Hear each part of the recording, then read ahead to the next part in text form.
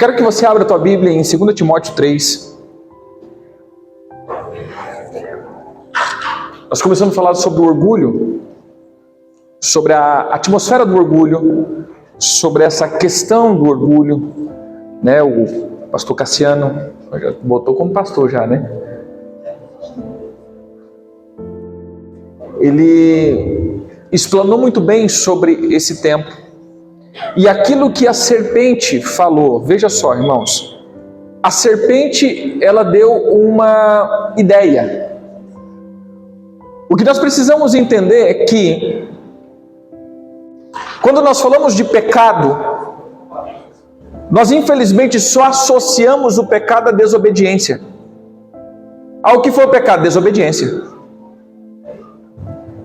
Então, o fato de obedecer, não estou em pecado.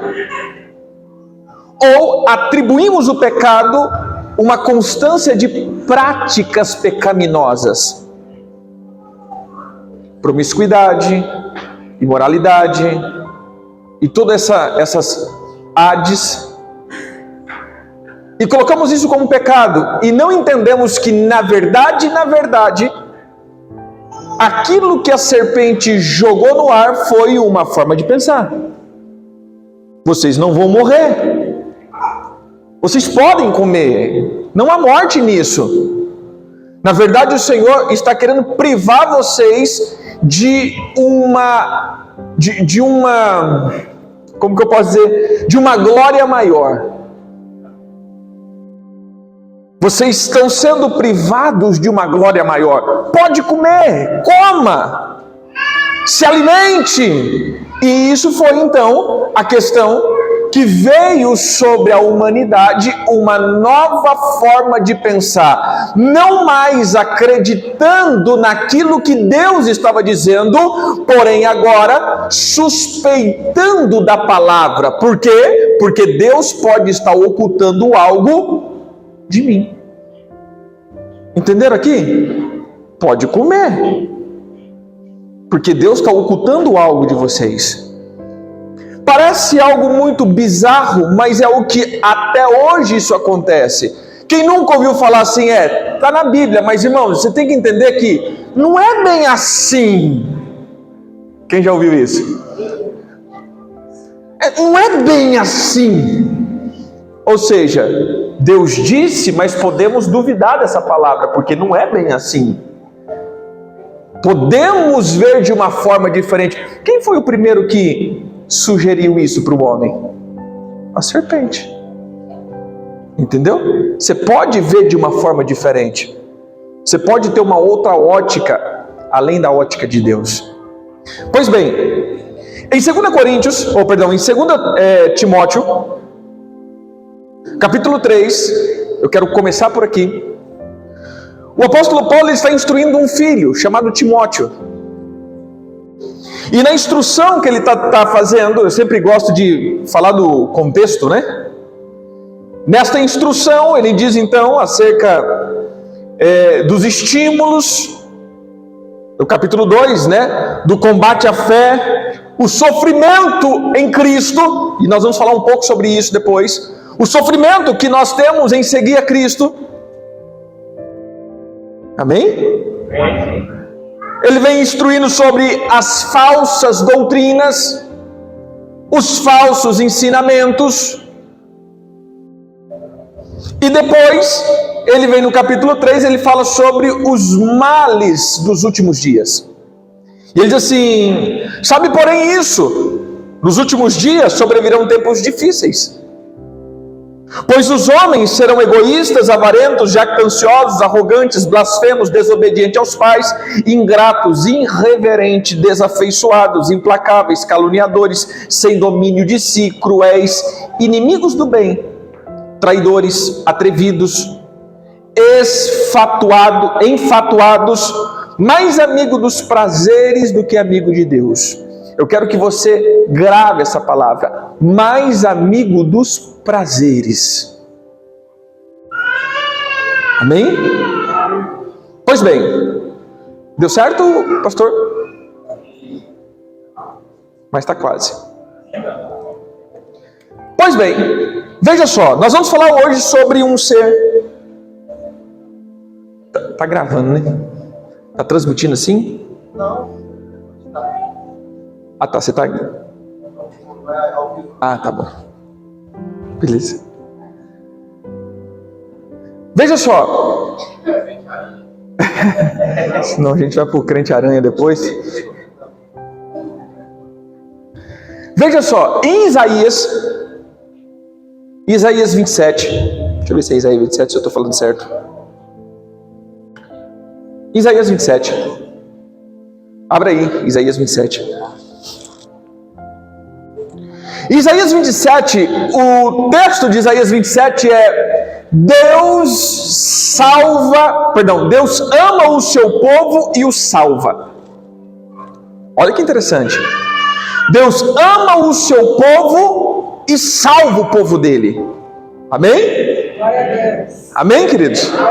Então a gente vai entender que é uma palavra que Deus está entregando assim, falando assim: olha, eu vou pegar vocês, eu vou arrancar não sei o que, e vou tirar da mão do inimigo, eu vou fazer aquilo, eu vou fazer aquilo outro. Mas como que começa? Quem está com a Bíblia aberta em Isaías 27? Naquele dia o Senhor castigará com a sua dura espada o grande e forte dragão, serpente veloz, e o dragão, serpente sinuosa, e matará o monstro que está no mar. Uau!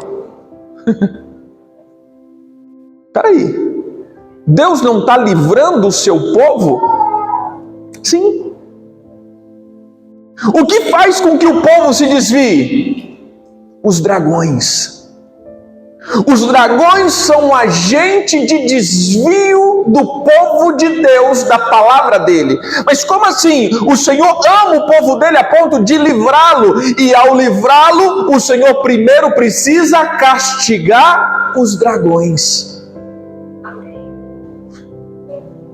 É doida essa palavra.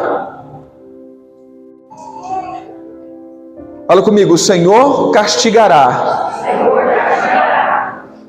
os 3 dragões: o do ar, o da terra e o do inframundo. Eita Jesus! Como assim? Veja que ele reflete aqui uma situação que existe 3 tipos de dragões, e a palavra aqui para dragão, 2 deles é Leviatã, e o último é Tanim, que é o do mar, é aquele que é o monstro marinho.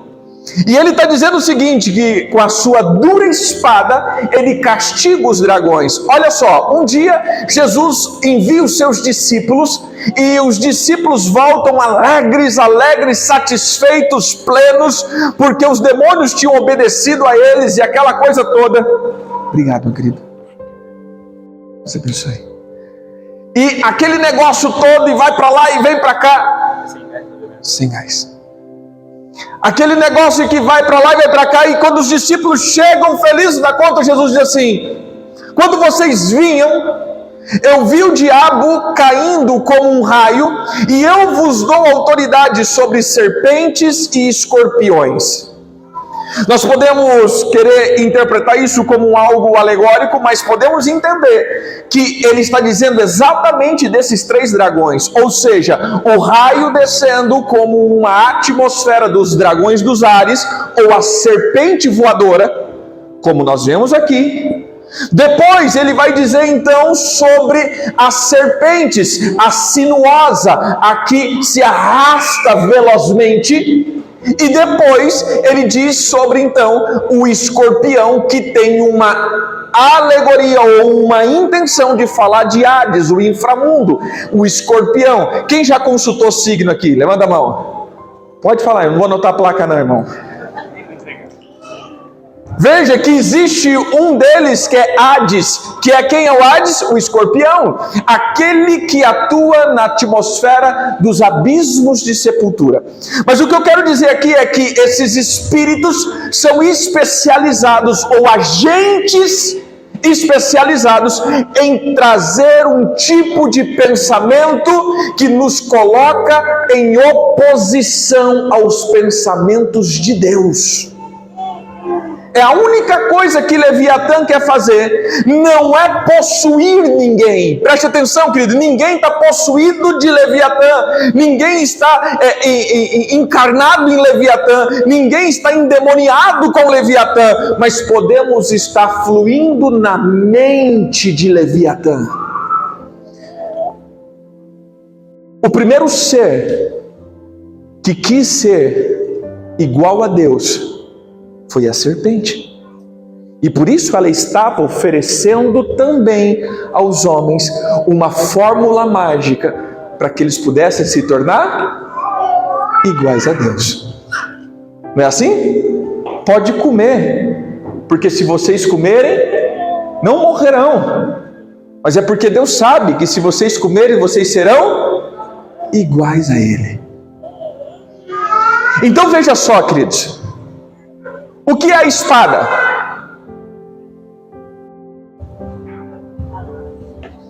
O que é a espada? O Senhor diz, agora que a gente vai para o crente aranha, né? Chegou minha vez de ir para o crente aranha agora. O que o Senhor diz? Que ele possui uma espada longa, dura e severa, e essa espada sentenciará o dragão. Amém? Então o Senhor, e como nós filhos do Senhor, pega a sua espada, nós vamos sair na rua agora. Não. A espada é o símbolo da palavra. E o Senhor diz, vem cá, Ariel, o Senhor diz que essa espada, fica de costas para lá, essa espada ela é colocada na onde? Aqui. Porque ela vai discernir, ela vai entrar discernindo os meus pensamentos das minhas atitudes. O que é produzido aqui gera para movimento. Então a palavra do Senhor, ela entra aqui, cortando, discernindo, colocando algo que vai fazer com que os pensamentos sejam íntegros, a ponto das minhas atitudes ser íntegras. Por isso a palavra dele, ele vai sentenciar o dragão. Sabe por quê, queridos? Porque muitas vezes a palavra de Deus não entra dentro de mim, porque eu estou em volta das escamas de Leviatã. Se você ler Jó 41, ele diz exatamente isso. Obrigado, sim. Jó 41, ele diz que Leviatã, ele é indestrutível, e as suas escamas, a gente deixa aqui, querido, deixa eu explicar, depois você edita lá. Nós não somos maçom, não. Só para constar. É uma visão que o Senhor nos deu.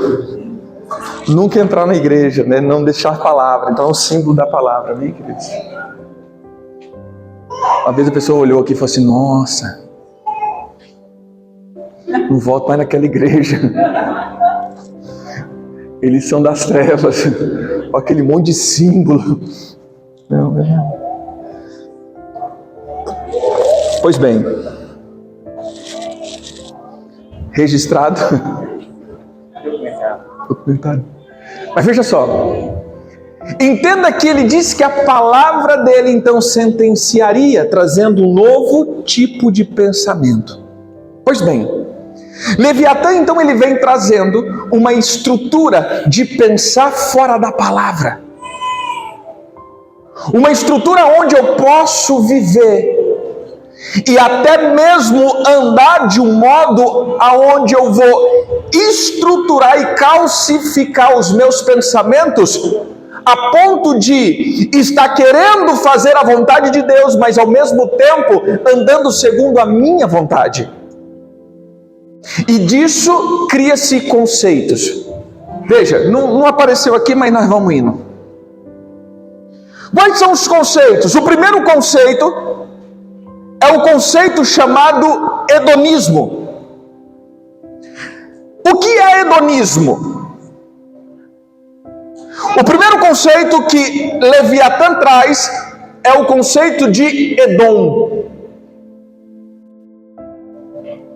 Veja só, hedonismo é a doutrina filosófica que surgiu na antiguidade, que defende a busca do prazer como finalidade última da vida de um ser humano.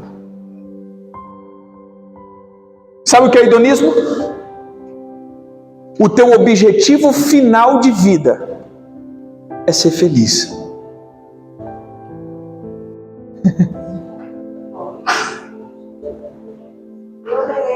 Você merece. Exatamente. Exatamente isso, eu mereço.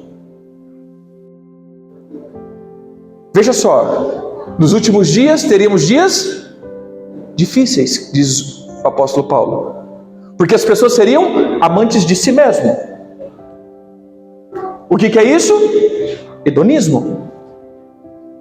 E o que é hedonismo? A busca do prazer. Eu preciso ser feliz, eu tenho que ser feliz, porque eu só tenho uma vida. E o Senhor não quer que eu tenha dor, o Senhor não quer que eu seja triste, o Senhor quer que eu seja feliz.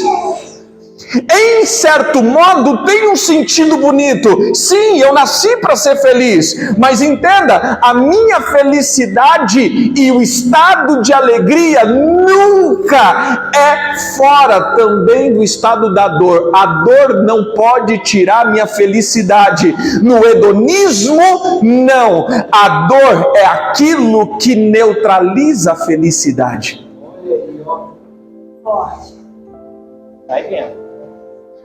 Ou seja, o que é o hedonismo? Veja só, o ar do hedonismo ou a filosofia hedonista o hedonismo psicológico ou motivacional afirma que o comportamento humano é determinado por desejos. Ou seja, eu aumento o meu prazer e diminuo a minha dor. Entendeu? Diga comigo, o hedonismo é aumentar o prazer e diminuir a dor. Veja só, isso daqui não é uma religião, é uma filosofia que pode ser até mesmo aplicado na igreja. Então nós vamos entender que o prazer vem de Deus e a dor do diabo. Tudo que me faz feliz é Deus. Tudo que tira minha felicidade é do diabo. Tudo aquilo que promove prazer e tudo que promove dor. Quem nunca ouviu aquelas palestras motivacionais? Se afaste das pessoas tóxicas. Se afaste das pessoas que não te faz bem. Mas às vezes o que não está te fazendo bem é aquela pessoa que está te corrigindo.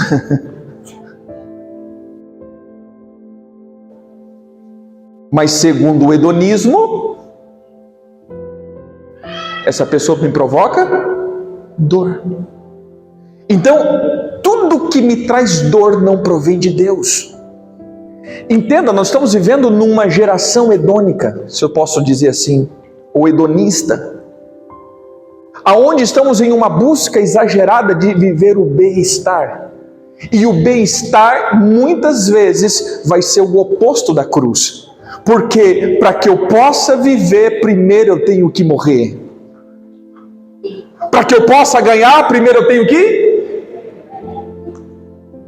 Para que eu possa reinar, primeiro eu tenho que deixar tudo. Ou seja, antes eu tenho que entrar num estado de dor, para depois entrar no estado de prazer. Essa é a vida, porque primeiro eu preciso morrer. Veja só, queridos, o apóstolo Paulo fala muito bem isso em Romanos, quando ele diz acerca da lei, que a lei não reina mais em nós. Por que não reina mais em nós? Porque a lei só reina em quem está vivo.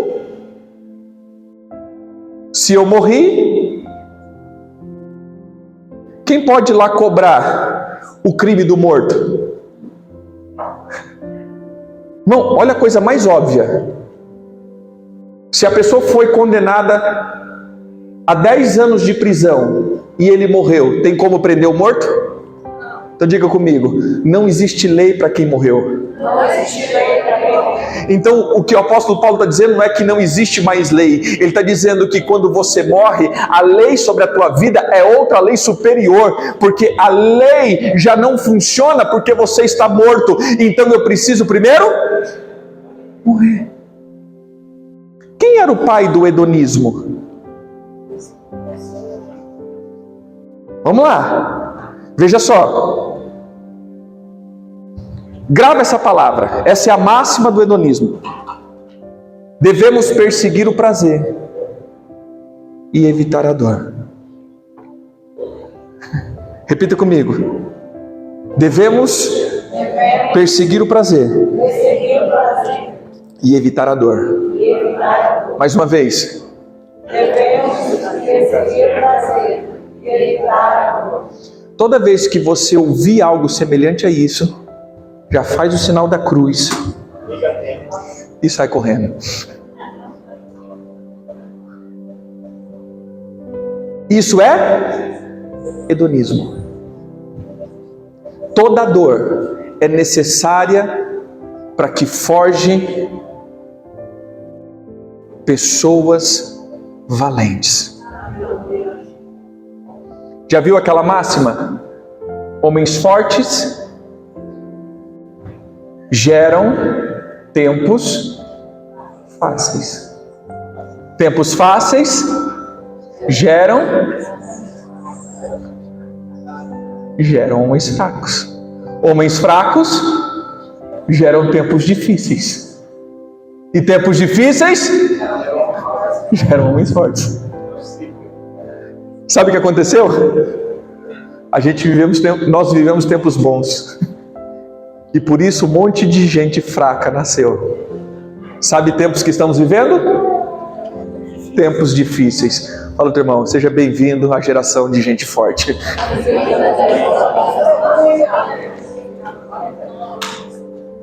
Entendeu agora? Chegamos no tempo que vai se levantar homens, porque os tempos são difíceis. E é nesse tempo que se levantam os homens fortes. Por quê? Porque são homens que vão sobressair em tempos de dor. Porque a dor, ele faz com que amadurecemos. Veja só, uma geração a outra. Eu sempre uso esse exemplo. Pega uma geração que tem recursos financeiros. Você vai ver que a próxima geração, na sua grande maioria, vai ser gente fraca. E te falo por quê? Porque a gente vai evitar que os nossos filhos sofram o que a gente sofreu. Não, tudo que eu queria e não consegui comprar, eu dou tudo pro meu filho. Aí você gera fracos. Porque você só conseguiu tudo isso porque você não tinha e você foi forte. Entendeu? Mas o hedonismo diz o quê? Busque o prazer. Evite a dor. Pois bem, quem é o hedonista? Quem é o pai do hedonismo? Abra a tua Bíblia em Gênesis 25.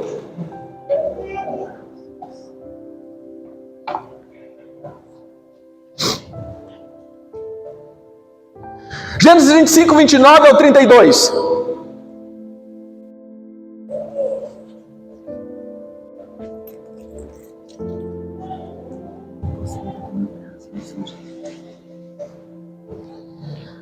Diz assim: tinha Jacó feito um cozinhado, quando esmurecido veio do campo Esaú.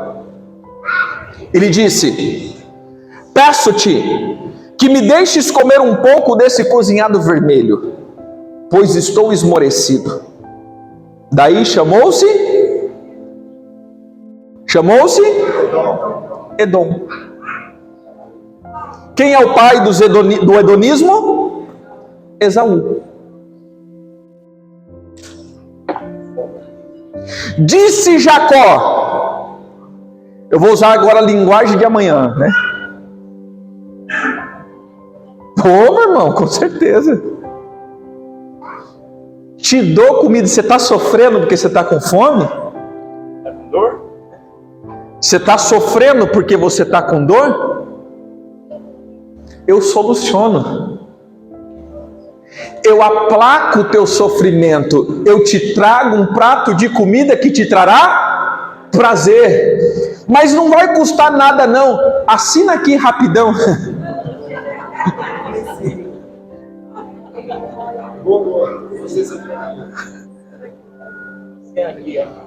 A gente tem uma figurinha, né? Quando o pessoal começa a falar algumas coisas, é um pergaminho com a mão do diabo assim, dizendo: assina aqui rapidão.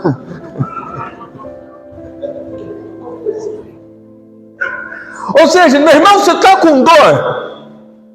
Não tem problema, eu te trago um tempo de prazer, mas faz o seguinte, só me vende a bênção que você tem.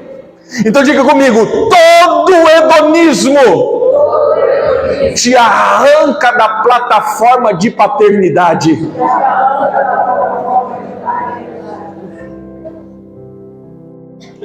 Sabe o que me tira da paternidade? É uma coisa chamada hedonismo, ou seja, os amantes de si mesmo. Todas as vezes que eu me amo, eu preservo a minha vida, e todas as vezes que eu preservo a minha vida, eu não consigo mais entrar em um estado de bênção paternal. Entendeu aqui? Amém? Toda vez a gente fala, né? Essa é uma casa que trabalha muito. O pastor Fernando falou muito à tarde sobre isso. Ele fala bastante essa questão, né? Do pai, chega até a constranger, né? Eu, né, que estou ali ouvindo. Mas eu sei o quão foi importante isso na vida dele e o quanto ele rompeu. Por quê?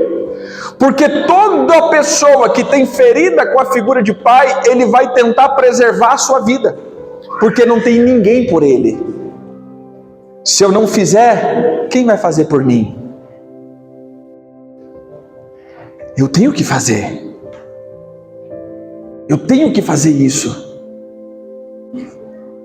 E aí veja, ele vem de uma bênção. Deixa eu te explicar uma coisa. Existem duas bênçãos da primogenitura. A bênção física, que a bênção do primogênito, ele recebia a porção dobrada da herança. Entendeu? Vamos supor que o cara tem 2 filhos. Sejam bem-vindos, queridos. Os caras têm 2 filhos. Vende uma herança, divide por 2? Não, divide por 3. O primogênito recebe 2 partes e o outro recebe a outra parte. O primogênito sempre recebe porção dobrada. E foi essa bênção que Esaú vendeu. A bênção física da herança. Mas quando chegou para ser abençoado com a bênção espiritual, não, meu irmão. Se você desprezou a bênção física, a bênção espiritual também você rejeitou. Então diga comigo, o hedonismo é quando eu rejeito a bênção do Senhor. Isso é hedonismo. Porque nós vemos um monte de gente desistindo, retrocedendo, voltando atrás, por causa do sofrimento. Irmãos, quem disse que chamado e ministério seria fácil?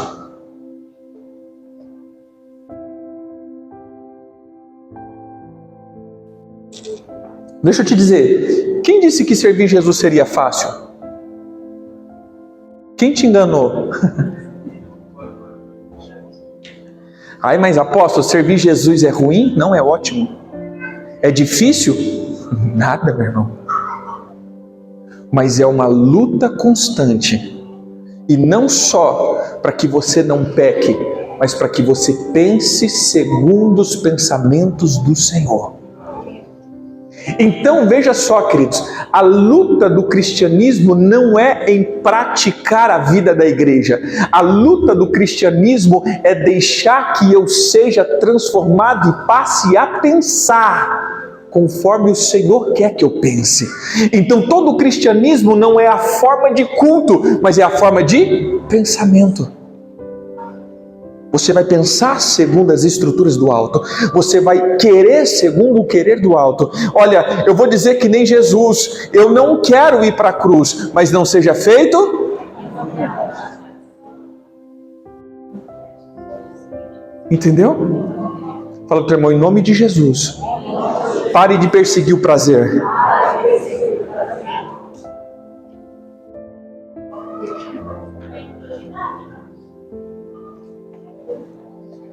Esses dias a gente estava na academia, aí o cara falou assim, tá bom o peso?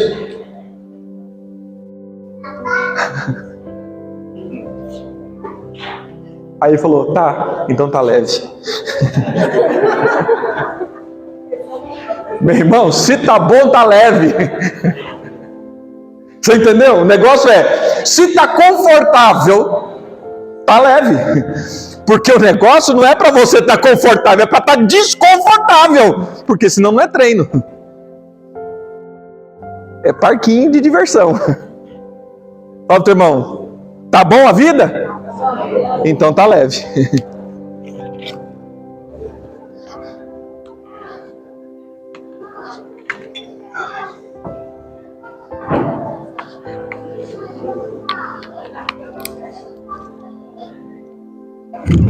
Nós não estamos fazendo apologia ao sofrimento.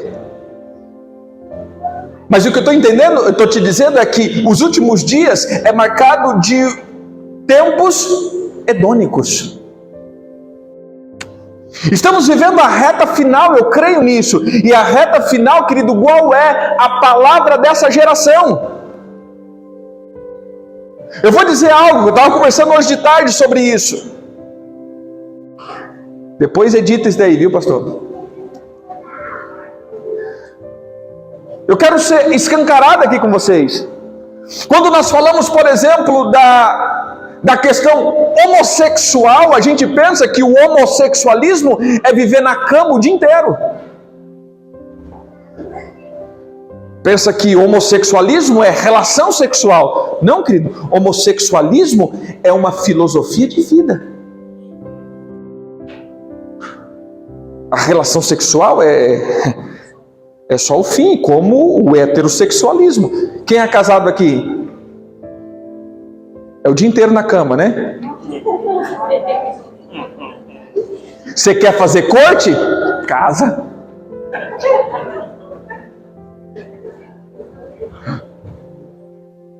Corte quem não lê, corte é uma forma que a gente geralmente sugere às pessoas o tipo de namoro, né? Sem beijo, sem amasso, né? Você vai conhecer a pessoa para depois você casar. Então você quer viver corte? Casa, né? É brincadeira, querido. Casar é bom, né? Amém. Morrer queimado é melhor. Que sofre uma vez só. Brincadeira. Vamos lá. Mas veja só, irmãos. Entenda que essa geração é uma geração que está vivendo um lado hedônico. Igual que é a palavra dessa geração. Busque prazer. O que te faz feliz é bom. Não importa como seja. Todas as formas de amores é lícito. Te faz feliz é bom. Entendeu a sacada? Então estamos vivendo a geração de Saul, que estamos desprezando a bênção do Senhor, desprezando a direção do Senhor, desprezando os mandamentos do Senhor, para viver um estado de prazer.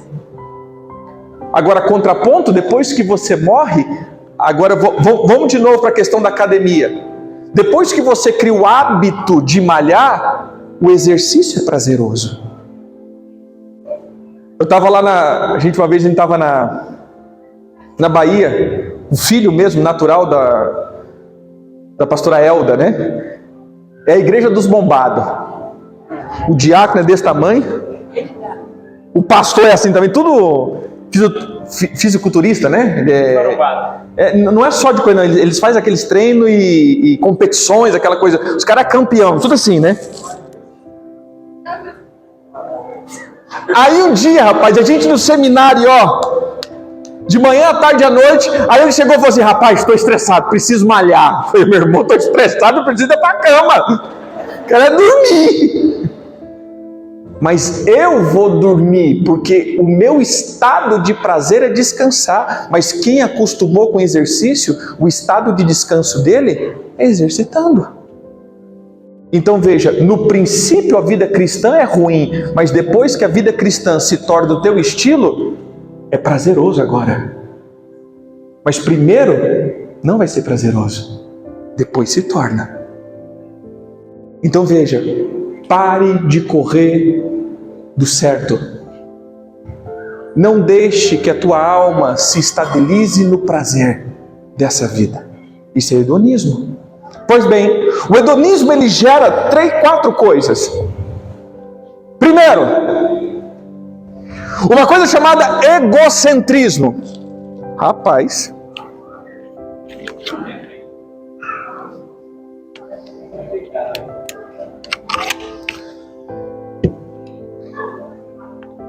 Egocentrismo. Tá liberado? Tá liberado. O que é o egocentrismo?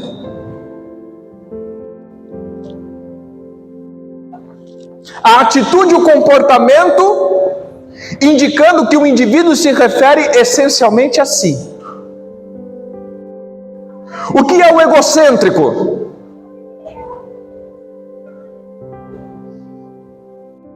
O egocêntrico é aquele que a referência dele sempre é ele. Veja só, queridos, preste atenção nisso. Quando nós falamos da figura de paternidade, entenda para um lado mais natural possível. Quem que é o herói de um menino, ou menina, ou de um filho pequeno? Quem é o herói? Pai. É o que ele persegue, é a figura de um pai. Mas ao decorrer do tempo, ele vai se ferindo com a figura de um pai, e ele passa a fazer o quê? A odiar essa figura. Essa figura já não é mais a quem eu persigo, pelo contrário, é a figura que eu rejeito. Eu não quero ser que nem meu pai. No começo da nossa vida, a gente começa dizendo: eu quero ser igual ao meu pai. Depois de uma temporada, você fala assim: meu Deus, que Deus me livre de ser igual ao meu pai. É ou não é?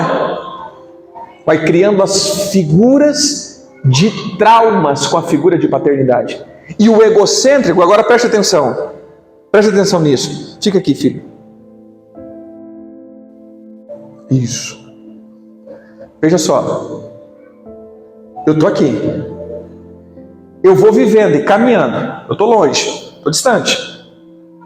Mas eu estou vivendo sempre olhando para alguém. Cara, ele está fazendo isso. Não, ele está fazendo isso. Então eu vou me ajeitar para viver igual a ele. O que o apóstolo Paulo diz? Sede. Quantas vezes você vê ele dizendo para Timóteo, Tito? Como que ele se refere a essas pessoas? Meus filhos. Ele não está dizendo para a igreja, querido, ele está dizendo para os filhos dele: sejam meus imitadores. Me imite como pai, porque eu estou imitando Cristo. Eu estou perseguindo Cristo, e você olhe o que eu estou fazendo. A figura, agora preste atenção aqui. Quando nós falamos do egocentrismo, eu vou usar isso daqui agora como um espelho. Eu sempre vou ter que olhar para frente, porque eu não consigo olhar para mim. É impossível você olhar para você mesmo, você não consegue se enxergar. Então eu faço o quê? Levanto um espelho. Qual é a imagem que eu estou vendo? É a minha. Eu sou o meu referencial. E se eu sou o meu referencial, eu já cheguei no estado da perfeição. Eu não tenho erro. Na verdade, eu errei uma vez, quando eu pensei que estava errado.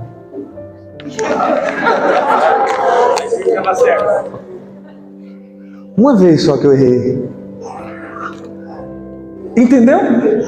Porque agora eu criei um espelho. E sabe quem cuida disso? Veja só, queridos.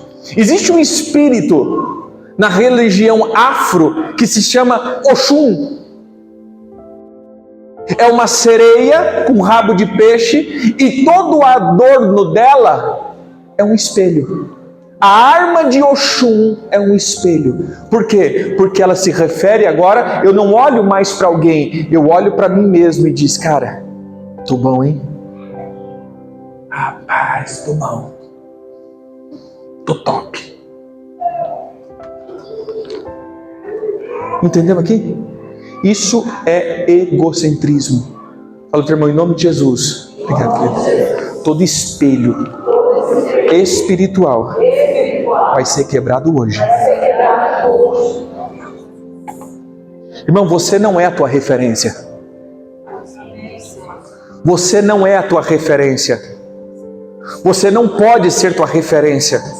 Você não pode andar segundo a tua referência, porque senão você não precisa de mudança, porque se você se refere a você mesmo, você não precisa de mudança. Mas se eu estou vendo alguém, eu preciso de mudança. Agora, o hedonista, preste atenção, ele nunca vai conseguir ver alguém melhor do que ele. Ou ele se refere a ele, ou alguém pior do que ele.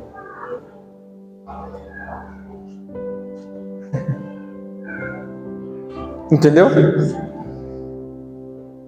Em nome de Jesus, todo espelho espiritual que faz com que você só se veja vai ser quebrado. Amém.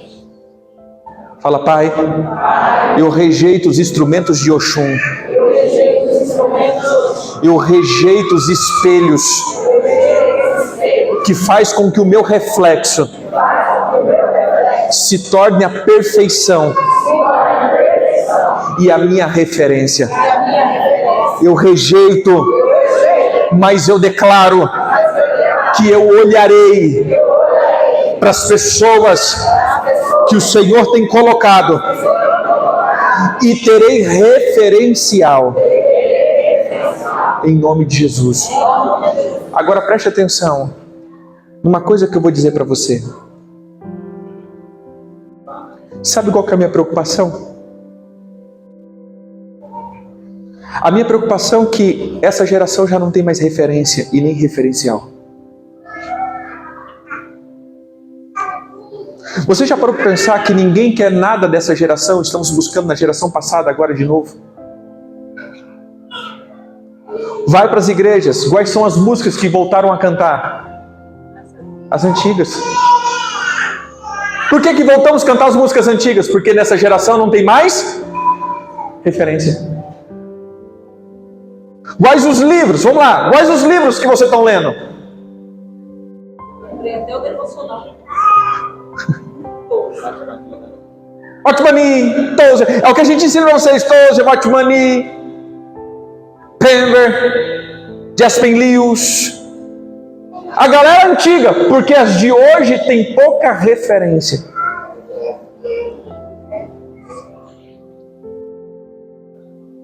Até mesmo a galera do mundo, se você vai ver, meu irmão, esses dias onde eu estava, eu fui nos samba,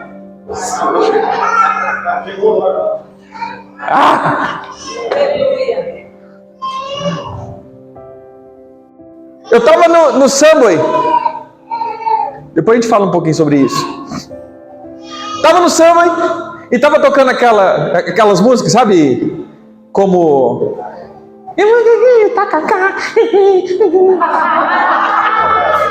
Isso não.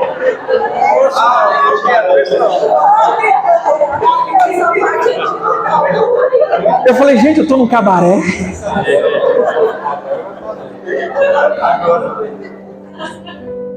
Não é ambiente para isso. Sabe o que eu vi? Que a nossa geração já não tem mais referência.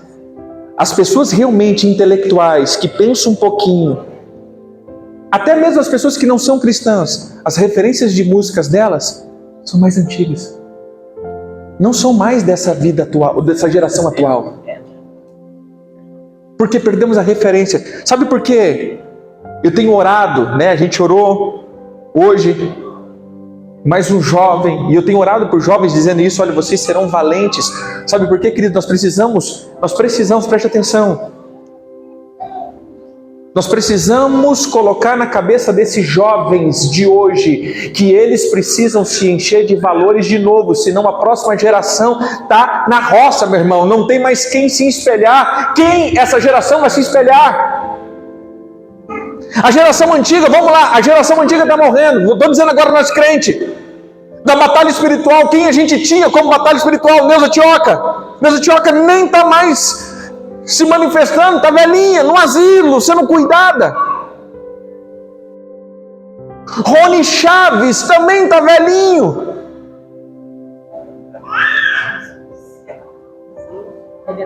Rebeca Brown, ou seja, toda aquela galera que foi a nossa referência está morrendo. E sabe qual que é a minha preocupação? Quem são os novos que estão surgindo? Poucos. Isso significa que mais uma geração, se o Senhor nos desse a oportunidade, estávamos totalmente perdidos. Mas sabe onde isso daqui aconteceu? Porque isso chama discipulado. Sabe o que é discipulado? Siga o mestre. Mas se eu falar para você, siga o mestre, parece muito orgulhoso. Porque agora todo mundo virou mestre de si mesmo. Eu não tenho mais mestre. Essa onda de... como chama? Patriarcal. Não é patriarcal. De ditadura acabou, meu irmão. Agora a gente é livre.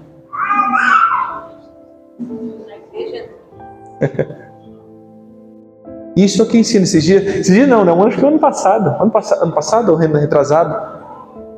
Quando foi que estava as escolas virtuais? Retrasado, né? A Micaela estava estudando e a professora estava dizendo: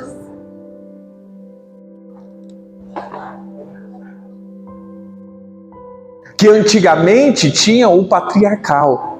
De jeito, ensinando. Antigamente. Agora nas casas não é mais patriarcal, mas a gente está ensinando. A ideia brincava, hoje é o pai teatral, né? É bem patriarcal. É só um teatro. Mas já é colocado na vida das pessoas. Não temos mais referencial. Em nome de Jesus, queridos, nós vamos ter referência. Vamos seguir referências. E vamos ser referências. Eu estou chamando vocês. Essa é uma palavra para o ano que vem. Essa é uma palavra que nós precisamos perseguir para o ano que vem. Sermos referências.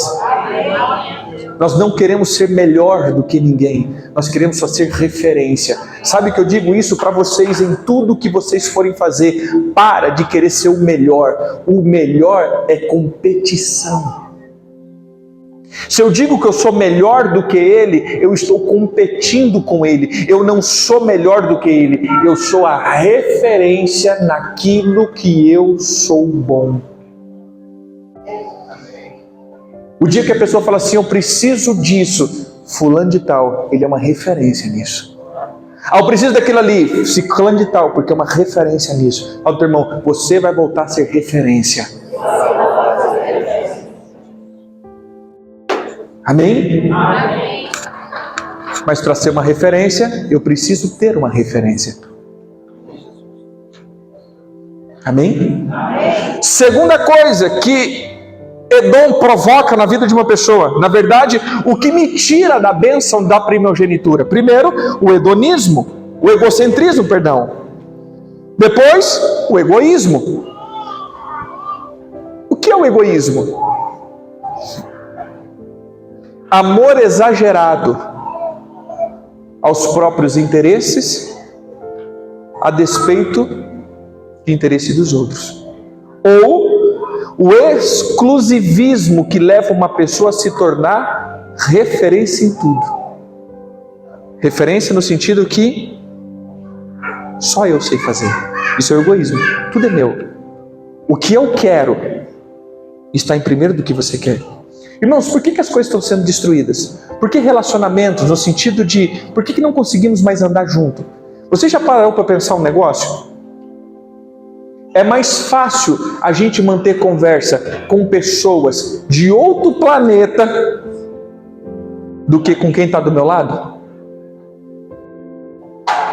A gente fala assim, mas você precisa conviver. Não, mas eu converso com pessoas. Irmão, para de ser isolado. Não, eu não sou isolado, eu converso com um monte de gente. Mas um monte de gente que não está perto de mim. Porque quem está perto de mim conhece os meus erros. Sabe o que eu fiz esse ano? Eu vim cortando algumas coisas. Eu sempre gosto de andar no contrário de tudo, né? Virou moda, eu já vou para outro lugar. Porque tudo que vira moda, o mundo está gostando. Meu irmão, se o mundo gostou, já suspeita. Eu comecei cortando. No começo do ano cortei Facebook.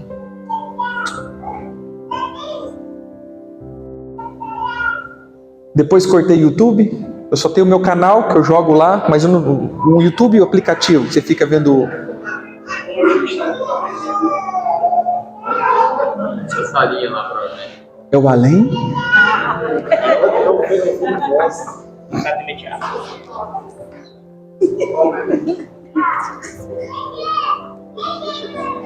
Chegou o mês passado, eu falei, você quer saber do negócio?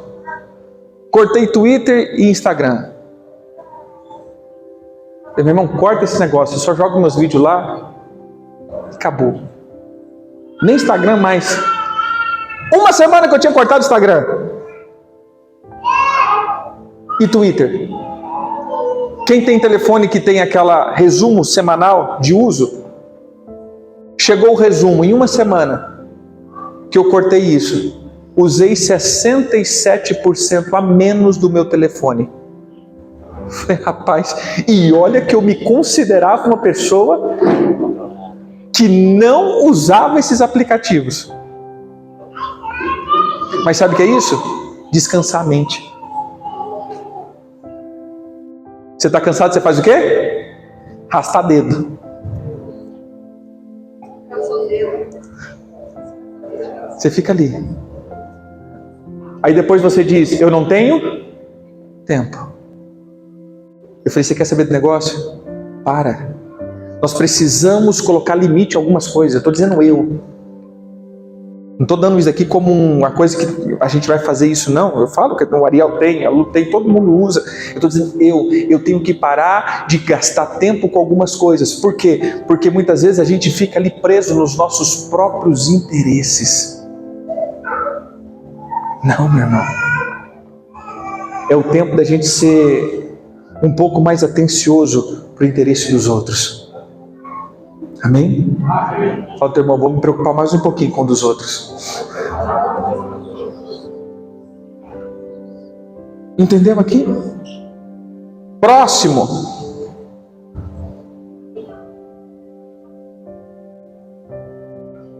Egotismo é o amor exagerado pela própria personalidade. Gente, eu sou o cara. Esse cara sou eu. É a tendência em conduzir a atenção relevando pouco ou nenhuma consideração pela opinião dos outros. Sabe o que é isso? Pode falar. Mas no fim eu vou fazer o que eu quero. falar. Mas no fundo, eu só vou fazer o que eu quero. Como discipular uma pessoa que não te ouve, que no fim só vai fazer o que se ou o que quer? Isso é o egotismo. Egoísmo, egocêntrico, egoísmo, egotismo e por último a egolatria. Que eu me torno meu ídolo. Isso é o hedonismo. Então diga comigo, todo hedonista fala demais em si mesmo, pensa demais em si mesmo, preserva a si mesmo e passa a ser o seu próprio ídolo. Vamos de novo? Diga comigo, todo hedonista pensa demais em si mesmo, fala demais de si mesmo, preserva a sua própria vida e se torna o próprio ídolo. Aí eu pergunto, é óbvio que uma pessoa dessa não vai sofrer. Ela vai ser inimiga de tudo aquilo que traz tristeza, porque eu, como meu ídolo, tenho que estar preservado. Entendeu? E aí entra uma coisa.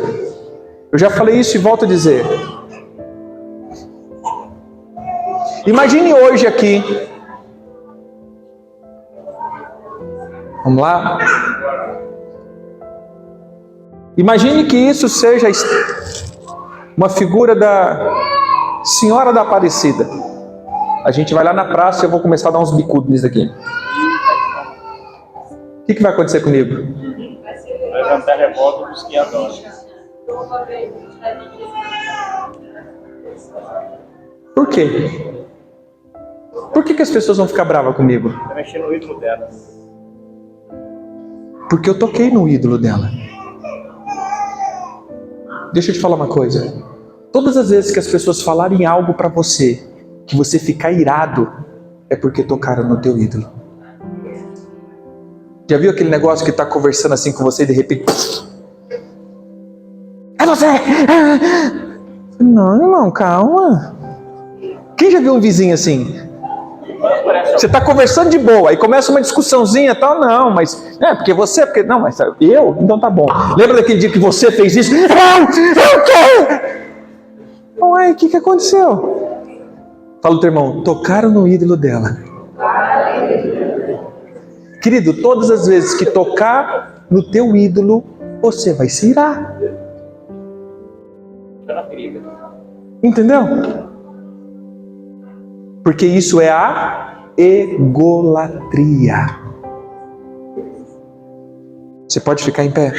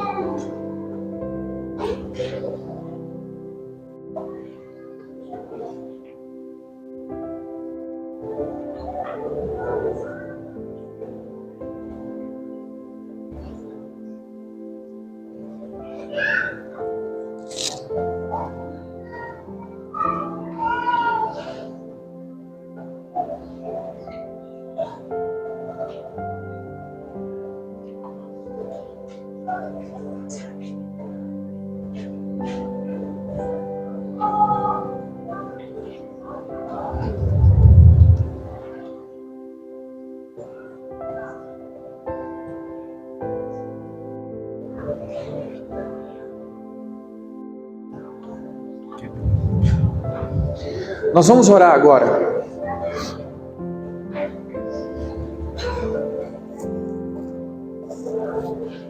Veja só, queridos. Obrigado.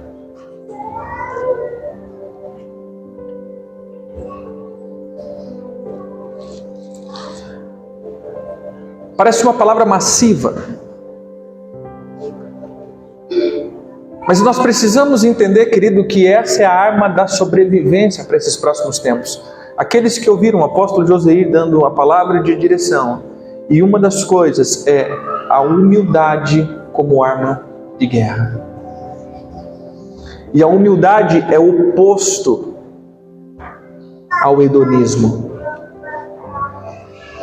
Eu preciso aprender a ser humilde. E a humildade é o estado do servir. E o estado do servir contrapõe o estado de ser servido.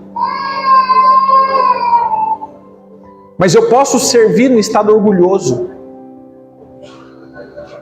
Todo o hedonismo, o fruto do hedonismo é deserto. Por isso, a gente sabe que você pode até mesmo ser produtivo, mas no campo do hedonismo. O que é ser produtivo no campo do hedonismo? É quando você está no ministério, mas não floresce nada nessa terra, é deserto.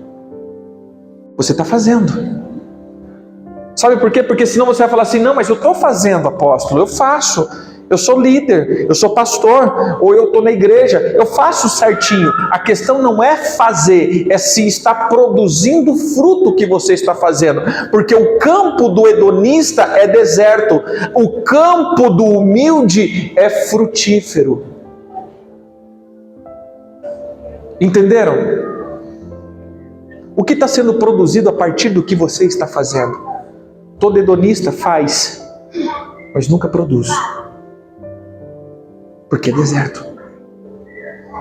E no deserto não nasce nada. Amém?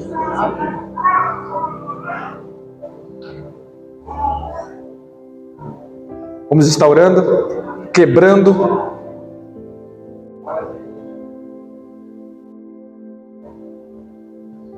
Fala assim comigo, meu Pai. Essa noite. Eu quero me desligar de todas as formas de hedonismo, egolatria, egocentrismo, egotismo e todos os tipos de ego que a mente diabólica dos dragões perverteram e se estabeleceram. Eu renuncio todo trono e principados, potestades das trevas, comandado por Leviatã, a serpente sinuosa, a serpente veloz e os monstros marinhos. Todo espírito de alta hierarquia ou de baixa hierarquia que possa estar interferindo na minha vida, eu renuncio agora. Eu renuncio desprezo. Eu renuncio intelectualismo. Eu renuncio tudo o que quebra a minha fé. Pai, eu renuncio à busca do sucesso que opôs a minha vida cristã. Eu renuncio às preocupações. Eu renuncio todo o meu envolvimento como um espectador passivo da fé. Eu renuncio todo o elitismo, toda falsa religião, toda competição, manipulação, falsa segurança, isolamento. Pai, eu renuncio todas as formas de preservação do meu eu, que a tua espada dura, longa e severa sentencie todo espírito que me envolveu e se enrolou em minha alma, trazendo à mente a percepção, a sensação da serpente. Meu Pai, tira da minha mente agora o capacete do cosmo, aonde a minha mente era ensinada pela serpente. Todo o comportamento desse século, todo o comportamento dessa era, seja arrancado da minha vida. Pai, que nessas próximas estações eu seja transformado pela tua palavra.